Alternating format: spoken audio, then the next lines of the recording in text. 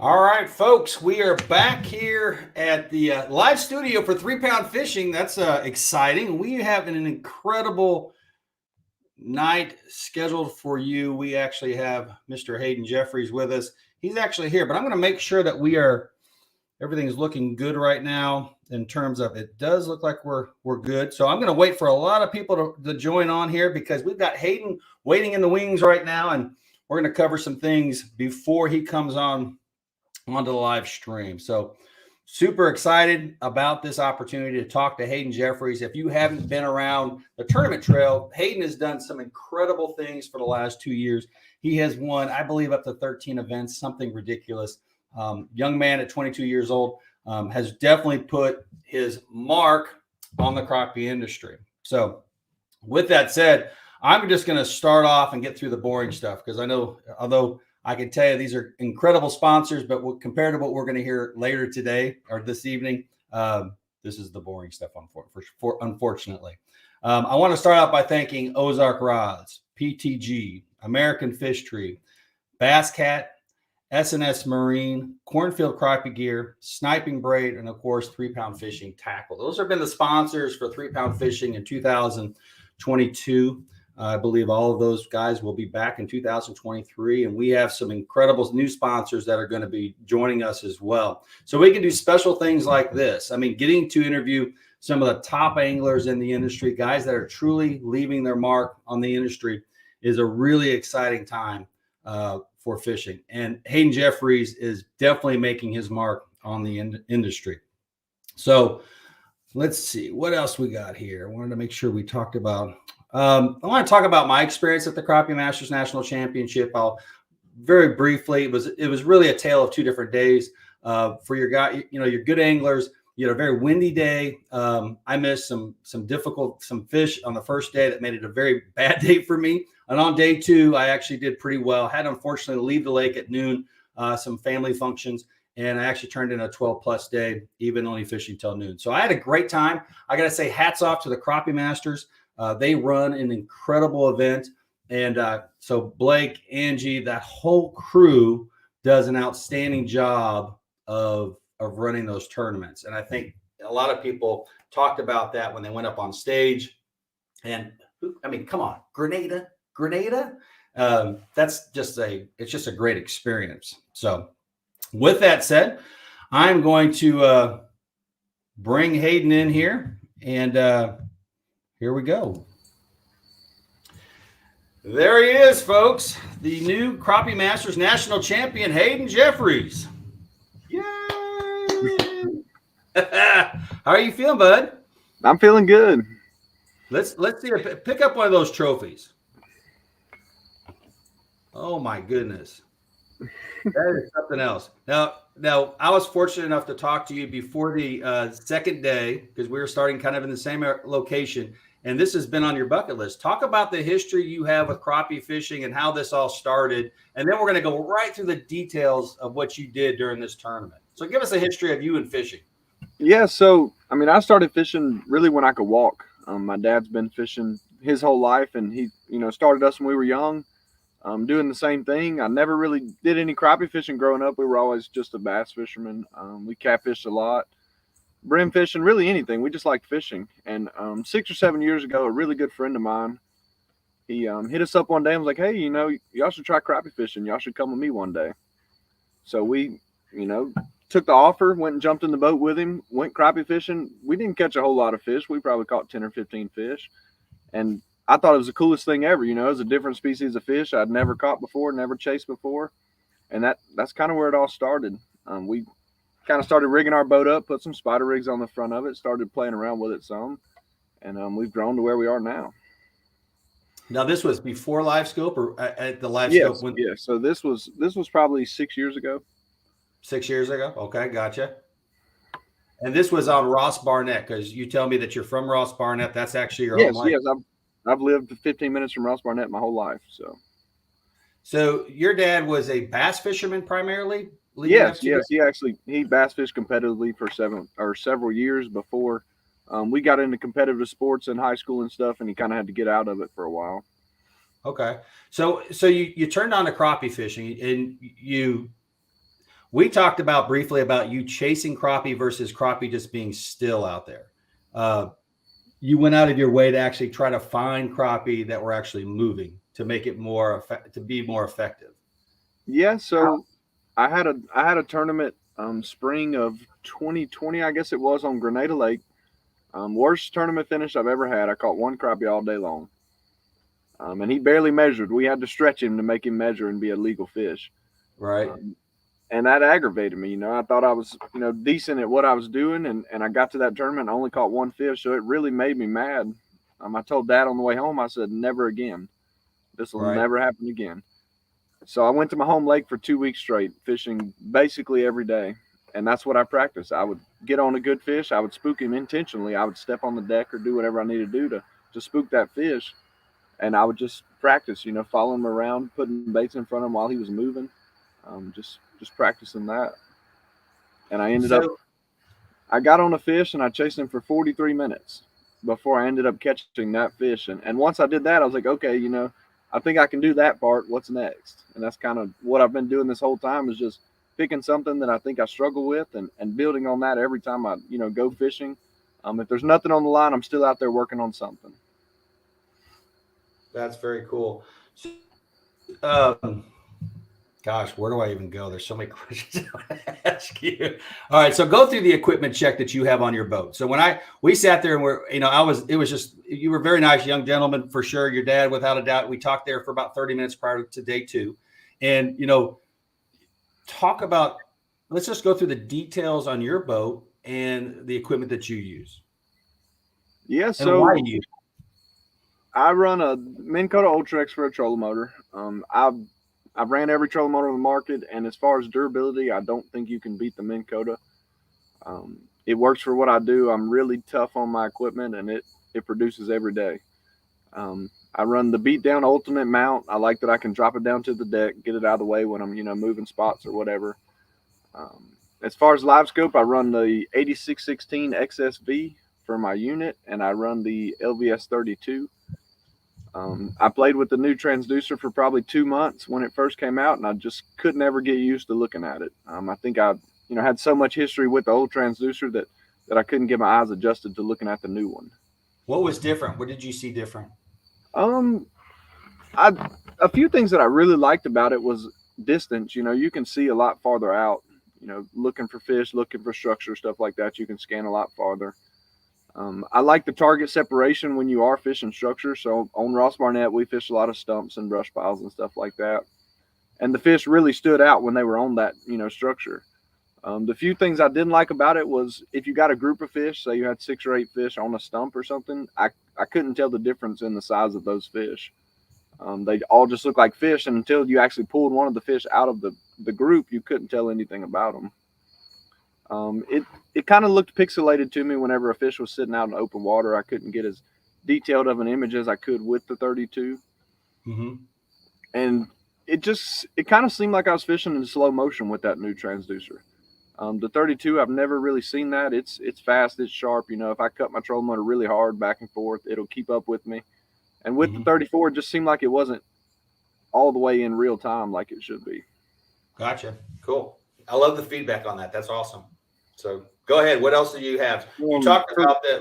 Go ahead about the. What was the skirt on your boat that you had? Yeah. So pre-fishing. Well, I'd been up there for 3 weeks fishing several different tournaments, and fishing that shallow water. Those fish were super spooky. If they heard the slightest noise, they would run at 100 miles an hour. So that week, I started scratching my head. I was like, how can I get another 2 to 3 seconds on these fish before they realize I'm there? And I'm friends with a lot of the guides on that lake. I live pretty close to the lake, so I get to be friends with a lot of them. And every one of them runs a silent stalker, every single one of them. And I'm like, what are y'all running those for? And they're like, well, it'll give you just a little bit more time before that fish actually notices you're there. It'll cut a little bit of that boat slap out of there. Well, we're 2 days before a tournament, and I'm like, well, I can't get a silent stalker in 2 days, to go on this boat. So I start calling around asking people, hey, I know you're not fishing a tournament. Do you have a silent stalker that I could borrow? And actually, the guy that runs Grenada Lake Charters, Mr. Jason, he's like, yeah, I've got one on, my other boat that I don't fish out of. He said, if you want it, you're more than welcome to have it. So the night before the tournament, we're screwing D-rings down in the front of the boat to where we could strap this silent stalker on there and try and quieten this boat down a little bit, to where maybe we wouldn't spook the fish. And you saw the wind day one; it was blowing pretty hard, and that silent stalker definitely helped day one. Wow, big difference then, huh? It did. It did. Day two, when it was slick calm, not really much of a difference. It could have helped just a little bit, but day one, I really saw a noticeable difference. Did you feel any drag in the boat? Because I mean, you're used to your trolling motor acting a certain way and pulling the boat a certain way. Did you feel anything different there? Not necessarily. It fished pretty much the same, I would say. Okay. So you also talked about like the length of poles that you were using, and I couldn't believe it. I mean, I thought I was fishing a long pole at 13 foot. But go ahead. Yeah. So my primary rod is it's made by Power Crappie, the K rod. It's a 16-foot rod. Tournament fishing, that's basically the only rod that I will fish with. But this weekend, I noticed, I'm going to have to really chase these fish around. They're super spooky right now. So we actually had an 18-foot prototype rod that we just kind of ordered just to see, what it would be like. And that's the rod I ended up fishing with all weekend. The weekend before, I was fishing a tournament, and I broke the tip of the rod, and I was kind of worried that I wasn't going to be able to get a replacement tip because it was a prototype, and I wasn't going to be able to fish with that rod for this tournament. And I dug in my rod box, and I dug around, and I found a 12-foot rod that the tip would fit on. Yeah. So it's not the tip that's made for the rod, and it looks horrible looking at it because it only went in about an inch or two. But I shoved it on there, and I fished with it all weekend, and it's still, holding up now. So. That's awesome. I had a 20-foot rod, but I never ended up using it during the tournament. It was just a little bit too much for me. I was comfortable fishing that 18. I'd been fishing it for 2 or 3 weeks up there, so that's the rod I ended up using. So if you were talking to guys like myself, you would recommend a 16. You had actually kind of focused more on the 16 when I was talking to you, but you're saying a 16 or an 18 is kind of the way to go if you're really wanting to chase these crappie down? Yeah, it just gives you a little bit of extra reach out in front of the boat. I feel like with the 16-foot rod, I can do the same thing that you can do with the casting rod. If the fish are super spooky, I can pitch a bait out there 25 feet and just drag it over the top of the fish's head. And when the fish starts running, I can get out in front of them and kind of keep that bait out in front of them just a little bit better than I could with a shorter rod. So talk about like the bait setup that you have. Do you have one there at all that you can show us what exactly you use? I fish a lot of hair jigs. I love fishing a hair jig. I want to know. So what about minnows? Did you use minnows during the tournament? What was your? I did use minnows, but I would prefer not to show the rig. Okay, that's fine. That's fine. My go-to bait is a 16th ounce hair jig. Just a little. I tie them all myself. I don't know how well you can see it. Gotcha. That's just a little gray hair jig, and then above it, this weekend I was fishing a 1/2 ounce tungsten bullet weight. I just had it pegged with some rubber bobber stops. Fishing that shallow water, you wouldn't think you would fish in 1/2 of an ounce, but the way those fish were moving, I wanted to be able to get a bait down there quickly and get it down there precisely. So I went to a heavier weight than I would normally use. So with like a 16 or 18 footer, are you pitching to it, or are you actually just? With a 1/2 ounce, I'm just wondering if you're just able to just literally dead stick it straight up and down, opposed to having to pitch it. This weekend, the way the fish were reacting, that I noticed, I was just dead sticking baits. I'm just trying to put the bait right on top of the fish's nose to get a reaction. So after that, on that day, the day that we actually talked on day 2, I noticed you move around really quick. I mean, you were scooting and boogieing all over the place, and I was just kind of like, I'm going really slow. So is that the theory? You're going as fast, covering as much water as possible, and then you're able to put we had talked about actually crappie breaks are actually to slow you down. Explain that whole process, if you wouldn't mind. Yeah, so, I mean, I cover a whole lot of water. I run my trolling motor basically wide open all the time when I'm tournament fishing.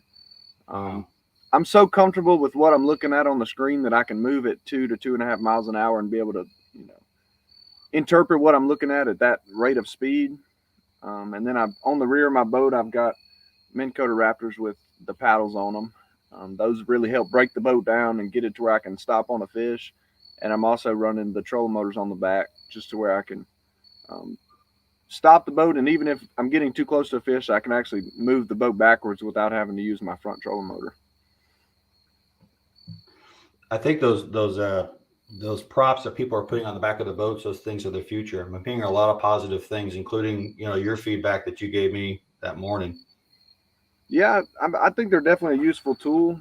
Um, in this game, boat control is one of the biggest things in it. Being able to keep control of that boat, and those trolling motors on the back really help with that. You talk a lot about the details. So I noticed in your acceptance speech of the trophy and everything, you talk about the details, the small details, and you talk to me even about the details. Give me an example of like some of those details that you're talking about. Because I look at the screen, I feel like I'm hitting, at least I'm looking at it, but like, what are you like? Are you looking at this how the fish is facing? What are the small, some of the smaller things that are sticking Um, out? yeah, I'm gonna look at where the fish is positioned in the water column. When the fish reacts to a bait, I'm gonna pay attention to how he reacts to the bait, and I feel like I can determine what that fish wants the bait to do in order to make him bite it. Yeah. And that just comes from watching so many fish, react to a bait and eat them. I really pay attention to a lake map. I live on a lake map all the time, studying different, contours and stuff. I actually won a tournament this spring on Enid Lake, which is just north of Grenada. Fish is very similar to Grenada. Fishing a tournament, I started in my number one spot. I didn't pre-fish. I just kind of showed up and picked a spot that I thought, would produce some big fish. I started in there and I worked the whole cove, and I didn't really catch anything. And I got in one spot and I caught a 2 pound fish. I had Right. worked 2 miles of water and I caught a 2 pound fish in this one little spot. And I looked down at my map and there was a tiny little circle that was, it couldn't have been 6 inches deeper than the rest of the lake, the rest of that cove. And I was like, that's interesting. And I kept going, working the cove, didn't catch any more big fish. I was like, okay, well, maybe there was something to that. Zoom my map out, picked another spot that I saw that tiny little depression in the cove or in the flat, whatever I was fishing. I said, let's try it. We ran over there, didn't catch anything. I said, let's try it one more time, just to see if it was a fluke or if it actually could be a pattern. We ran to the next one and I pulled up through the trolling motor water and caught a 2 pound fish. I said, now we're on to something. So for the rest of the day, we just looked at a lake map, picked those little bitty white circles that were a little bit deeper than the rest of the water we were fishing, and we just bounced around all day. We would throw the trolling motor water, fish for 2 minutes max. Didn't see a big fish, pick it up, jump again. And it might not work, but one every 5 times. But when it would work, it would produce a 2 pound fish. We ended up running it all day long, running that same pattern, and we won the tournament by right at 3 pounds, just by paying attention to where that first 2 pound fish came from and replicating it across the whole lake. And you kept going, even though after the second one you went to, it didn't, because see, I would probably just have said, okay, it must have been just a one-time, deal, but you kept going. Let's try it again. I think a lot of people would have caught that fish and then be like, okay, there's good fish in this area, and just kept working that same area looking for that fish. But I worked it really quickly. I moved super fast. And once I realized, okay, there's no more here, why was that fish there? And I looked down and I saw that and I tried it and it didn't work. I said, hey, let's just try it one more time. We don't have anything to lose. And we tried it again and it worked. But then after that, we tried it like 3 times and it didn't work. So then I was kind of getting discouraged. I was like, wait a minute, maybe that was a fluke. Maybe it just happened. And on the 4th try, it happened again. So then we had 3 2-pound fish in the boat. I was like, okay, we can work with this. We've got 8 hours. If it takes us 4 or 5 tries, we can eventually put together enough fish to have a competitive weight. That's awesome feedback. Do you think that people in at least the last 3 years, do they rely more on maps than they ever have before?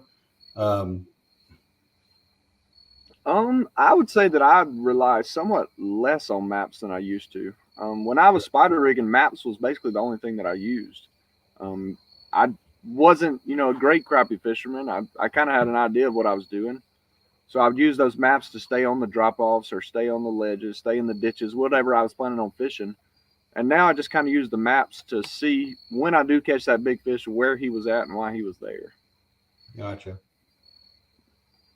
So walk us through the tournament, the Crappie Masters National Championship, day one. Now you're the favorite. You've got what? You have 13 wins in the last couple of years, right? I mean, people so since January 1st, I have 13 wins.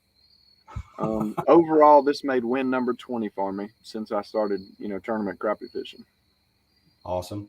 So going into this event, are you nervous? What's your vibe going into day one? After you said you've been there for roughly 3 weeks prior to the event, correct? Yeah, so the weekend before, I actually won our state trail tournament on that lake, and a few people saw where I was fishing, and they kind of spread the word out a little bit, and I was really worried going into this tournament that my fish had been found, everything was going to be super pressure with boats. Those fish were going to get pre-fished for all week. So I didn't show my face all week. I pre-fished very little, and when I did, I was actually fishing out of another boat. I kept my boat on the trailer most of the week, and I kind of just slipped around a little bit and checked on a few things. And the area me and you actually fished, I found that one morning. Me and a buddy of mine were pre-fishing in his boat, and I slipped across that area and found those fish. Yeah, so I have no idea where you fished in the Magnolia tournament. 'Cause that's the one you're talking about, I'm assuming, correct? And Yes. so I guess all right. So going into it, you're nervous. You've got to feel something, or you just what does Hayden feel before a big time tournament like that? I mean, I tell me mean, how the day started on day one. yeah. So first thing that morning, we started right there close to you and started catching a few fish. Nothing serious. The wind was blowing really bad. The waves were horrible. I was seeing the fish. I got on two or three really good fish in the first 15 minutes, and I didn't catch any of them. So I knew the fish were in the area, so I stayed there and just kept working, kept working, kept working. Wasn't putting any good fish in the boat, and I was like, the fish are here. We're seeing them, consistently. And finally, I got on one and caught it, and it was a 244, which was actually the biggest fish I caught all day. I said, Right, okay, here we go. We caught one. Let's stay in here. Let's keep working. We only need one an hour. right. We probably win That's how another. you look at it. Is that truly how you look at it, or do you get Yes, anxious yes. when you don't have a certain amount? I'm looking for one fish an hour Okay, when it comes to a tournament. Now, day two, it took me 5 hours to make it happen, but when I did, I caught five in 1 hour. So it made up for those other 4 hours that I didn't catch anything. But right. if I can catch one tournament fish an hour, I'm happy. Okay. So So you catch yeah. we kept beating around in there, and then we picked up another one. It was like a 242. I said, okay, we're doing something. Well, the wind was horrible, and every fish that I would get on, I would spook him. He was running from me. I was having to chase him around, and it was super hard in that wind because those fish don't like to run a straight line up there. They like to just zigzag up and down all over the place. So finally, I made a long pass way up the flat that we were fishing. I turned around and let the wind just push me. And in one I forget the word, one pass through there, I caught three tournament fish just making one pass downwind drifting. They couldn't hear me coming, and if I could get lined up on them before I got to the fish, he would never know I was there. Wow. So that's what I started doing is I would fish downwind a good ways. I would turn around and I would speed back up to the where I wanted to start, turn around, drop my paddles, drift back downwind, and the fish would never know I was coming. If I was trying to fish upwind or crosswind, the fish would immediately hear me and they would take off running. So once I turned around and started fishing downwind, they didn't know what was happening. They would sit perfectly still. I could ease right up to them, put a bait on them, and they would eat it immediately. So, I mean, Grenada very well. So you didn't have other spots when you identified that the wind was, the wind was right on us big time. I know you have a lot of spots on Grenada. So you still viewed that as the best area to be, regardless of an area that might get you out of the wind. Yeah, so I went in there pre-fishing that morning for 20 minutes, and I caught 5 tournament fish in 20 minutes. I think that was Wednesday before the tournament. I caught 5 tournament fish in 20 minutes. So I knew that's where I needed to be, at least to start. If we had to change our plan later in the day, we would have to change our plan. But what do you think about when you hear when people are talking about what they fished for the tournament? There were a lot of people that caught fish in 20 foot of water, and guys that were competing. I was like, why not do that versus do what you did in shallow water? Yeah, so I pre-fished the little bit I did pre-fish in my boat that week. I pre-fished in 15 to 25 foot of water, and there was good fish out there, but it was just so random when you ran across one. There was no pattern to it. It was just put the trolling motor in the water, turn it wide open, and run 15 miles, and you would see 7 of those fish. And it just seemed like those fish above that bridge in that shallow water were a little bit healthier than any of the other fish I'd seen in the lake. I'd been there for 3 weeks. I had been fishing basically all over that lake, and those fish just seemed a little bit healthier. Did you ever consider the North Arm at all? Yeah, so I spent a whole day up there. I spent 10 hours up there one day pre-fishing, just trying to replicate what I was doing above that bridge. And I was catching the same size fish, but they were weighing a quarter to a half pound lighter than they were in the area I ended up fishing. Gotcha. Wow. I guess I didn't know I was in such a sweet spot. I mean, I knew it was good fish there. That is, Yeah, so day one, I think 5 of my tournament fish came out of that area. And then I jumped to my second spot late in the afternoon and pulled in there and culled 2 within an hour right there at the end. That boosted my weight up to what it was. right. No, that's pretty cool. So you go into day 2. You're leading the event. You had told me that this. I mean, obviously, anybody being a national champion, that's a big deal. I mean, that's exciting stuff. How did you sleep that night before? Well, so the night before the tournament started, we were out there rigging the boat. A buddy of mine came over, and we were just kind of hanging out. And before we knew it, it's 1:30 in the morning. We've got to get up at 3 o'clock to go get in line to leave, to fish. So the night before the tournament, we only got about 2 hours of sleep. So when we got in after day one, yeah, I was nervous, but we jumped on the boat real quick, got everything rigged up, got everything ready, and we went to sleep about 9 o'clock, and I slept all the way until my alarm. Yeah. That very rarely happens before a tournament for me. Usually I'm getting a good 3 hours of sleep, before a tournament, but I actually got a full night's sleep, woke up the next morning feeling pretty good, and felt pretty good until it was time to start fish. Got in my number one spot, the same spot we were fishing, and I stayed there until 10:30, and I didn't put a tournament fish on the screen. I guess those fish went down to the bottom. I'm not really sure where they went, but I just never ran across one of them. Gotcha. So you left that area at around 10:30? Yeah, it was about 10:30, pushing 11 whenever I decided to leave there. Went How to did my you leave number. there? Did you leave there with 7 fish, or did you leave there with? I left I mean, there not with tournament 7. fish, but I left there with 7 fish for right at 10 pounds. My Mhm. biggest fish was like a 190. I had a 180 and a 190. And my smallest fish was like a 116. Mhm. So I knew that wasn't going to win a national championship. I had to do something to make it happen. So Mhm. we went to my number 2 spot, which ended up giving us 2 tournament fish the day before. And that's actually where I won the tournament the weekend prior. Mhm. And we went in there, and before we knew it, we saw Blake coming with the film crew. They were coming to get their interviews and everything. And when Blake was there, he probably wasn't around me for maybe 20 minutes, and I caught 2 tournament fish in that period. So that boosted it up to like 13-ish pounds, somewhere in that range. And within an hour, we ended up catching 5 tournament fish right there in that zone. Wow. Um, Left the area, went back to my number 1 spot because I was just thinking, maybe those fish have come up off the bottom this afternoon. And I got on 3 really big fish over there when I went back over there later in the afternoon. I don't know exactly how big these fish were, but they were 250 plus fish. They were really big fish. And I couldn't make any of them eat. I don't know what was up with that, but I couldn't get any of them in the boat. So right there at the end, it was like 2:15, 2:30. I said, Dad, we gotta, throw a Hail Mary. Let's try something. So we ran back to the spot. We, went in and caught 5, and grinded out the rest of the day. And right there at 2:40, we've got 20 minutes left to fish. I'm stressing out. I've got like 1470 on my handheld. I was trying to do the math of what that would weigh on tournament scales. I was like, I don't think we've got enough. Look at who's behind us. So right there at the end, 2:40, I see a fish. I said, Dad, there's a $30,000 fish. I knew it when I saw her at 50 feet. I said, here's a $30,000 fish. And I told him, I can remember telling him, we have to make this one perfect. Easing up to the fish, she takes off running. I'm like, here we go. Here's another one. She's not going to sit still and let me, just try it. So I chased her around it was probably pushing 10 minutes. We were getting into the 245, 250 range. And all of a sudden, she just nosed up under the bait and bit it. Set the hook on the fish. Dad scoops from that. I turned around and I said, that's the one. Put her on the scale. She was a 235. She called a 189.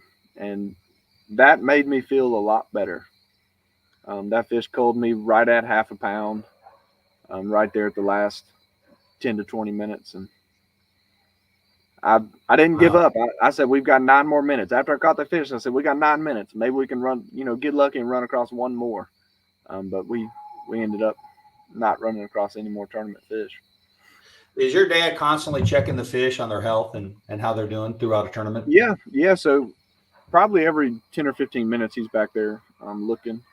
And in a lot of tournaments we cull pretty regularly. We'll make small culls all the way throughout the day to get to the weight we have. So he's constantly back there checking on the fish and making sure the water's not getting too warm, making sure that they're not throwing their belly weights off, stuff like that. Right.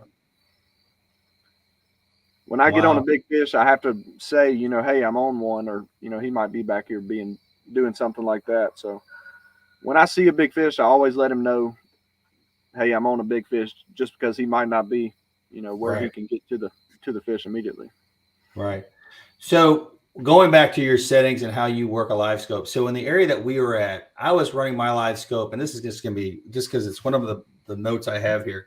Your live scope depth, what did you have it set at in a setting of 4 to 6 feet of water depth? Yeah, I Did was you running. have I was 15 or I was fishing 4 to 6 foot of water, and I had my depth set on 20 feet. 20 feet? Yeah. And the reason my live scope unit never moves off of 20 feet. The only way that I'll move it deeper than 20 feet is if I get on some fish that are sitting 18 to 22 foot down.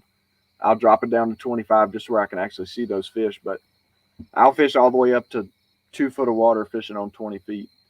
Um, the reason behind that is that, I know my size at 20 feet. Every time you move that bottom depth up or down, your fish size is going to change. I Mm-hmm. don't run a grid on my unit. I think I'm constantly looking through the grid, so I turned it off. And I've just learned my 20 foot depth. I can tell you, a big fish when I see one. Mm-hmm. So even fishing in that 4 to 6 foot of water, I keep it at 20 feet just where I know, when I see a big fish, I know exactly what I'm looking at. So, and when you're doing a search, when you're going out there blind and you're just starting and you're at, you know, obviously you got your Ultrex going at max. You're searching at what length then forward view? In this tournament, I was ranging around 60 feet. Oh, you're actually looking out there pretty far. Yeah, Wow. I've been practicing really picking up, that return at distance. Because this weekend I saw a lot of those big fish spook when I got 30, 40 feet from that fish. Right. So I'm paying attention to, the return I'm getting at 50, 60, 70 feet, to where I can identify that that's a fish that I want to target before I ever get up close to it. Wow. So going into the weigh-in day two, you feel pretty confident that you've done well. At least you're going to be able to compete. Yeah, I told Dad, I said, we've put ourselves in contention. Um, Yeah. I said, all we can hope is that everybody had as tough of a day as we did. Right. It's never good on day two to go down in weight. You always want to try and, go up a little bit, but um, we ended up going down about a half a pound, and I was nervous, all the way up until we got to the weigh-in. Blake Cook had already been checked in. He was in third place, and we're really good buddies. He came up to me and he said, "Man, I had a horrible day. I've only got 14 pounds." So that relieved me a little bit, But then you've got the second place people from day one, Jeremy Aldridge and John Harrison, and they've beat me countless times on Grenada Lake. So you never count them out. They fish completely different than anybody else on that lake, and they're always a threat. So All great I was, anglers, no doubt about it. I was stressing them until they showed up, and somebody saw them get their fish out of live well and came over to me, and they were like, "Hey, I don't think they quite had the quality fish that they had yesterday." So that made me feel a little bit better. And then it took us forever to weigh in. There was 170 something boats weighing in. So Right. we got there like 3:15, and we ended up sitting around until basically 6 o'clock Wow. before they got us get our fish out of the boat and go get in line. So for a 3 hour period, I'm just sitting in the boat, chewing on my fingernails, stressing out, and hoping it would hurry up to where I could see what happened. Right. Um, but yeah, we finally got to get our fish out of the boat, and I'm walking up there to the line, and I see John Harrison standing by his cooler, and I walked over to him. I said, "Just please let me look in your cooler. I heard you didn't have as good of a day, but please let me see your fish." So he was like, "Yeah, go ahead." So I looked at his fish, and as soon as I opened the cooler, I said, "Okay, you didn't have as great of a day as you did yesterday." So I feel a little bit better about it now. Um, it was about that point that I felt pretty good about it. Um, I was stressed out from start fish all the way until then, just knowing I had to produce another competitive weight to have Right. a legitimate shot. What I mean, you have a guide service. Actually, give if you wouldn't mind, would provide everybody your information for your guide service. Yeah, so on Facebook, I'm Hayden Jeffries Fishing. I run all of my trips through that. You can either message me on there or my cell phone number is posted all over my fishing page. I mainly fish Ross Barnett. I occasionally make a trip to Grenada Lake. Um, I run a half day trip or a full day trip, and I can either run it in my boat or I'll come get in your boat and help you set your electronics up, help you get a good understanding. I've learned teaching live scope to somebody, they're more comfortable fishing out of their own equipment. So I run probably 50 to 60% of my trips out of someone else's boat. Wow. So for you, you have you're guiding. You're doing a lot of tournaments, more than most people do in tournaments. What's the future hold for Hayden Jeffries? I mean, you're 22 years old. You've got I mean, have you ever considered other species? Or do you have any interest there whatsoever? Give us a vibe as to what you want to do in the next couple of years. Yeah, I mean, I'm kind of just taking it how it goes right now. My guide service is staying super busy, so I think that could be some potential for the future. I'm going to push competitive crappie fishing as long as I can. Um, I'm not really interested in any other species. Crappie is what I love. If I could chase any fish, that's the fish I want to chase. So for now, that's what I'm going to chase. And you're also going to be. You told me you're going to be part of the Elite Series for Crappie Masters next year. Yeah, so next year we'll be fishing the Elite Series. We'll fish almost the full Crappie Masters Trail, several of the American Crappie Trail tournaments, and then um, most of our local trails around here. Gotcha. So you fish all with your dad, Dan, correct? Yes, yes. I Awesome guy occasionally fish. there. You seem like an awesome dude. Sorry, but I. He is a very awesome dude. He doesn't like to talk a whole lot. He gets very camera shy, but he's a great guy to be around. Um, Best partner I could ask for, being in the boat with me. Um, Say if we're fishing minnows and I catch a fish, all I have to do is reach my hand back and there's a minnow in it as soon as I reach back. We both know our roles in the boat. I've been around him my whole life, so we have a good understanding of what we expect.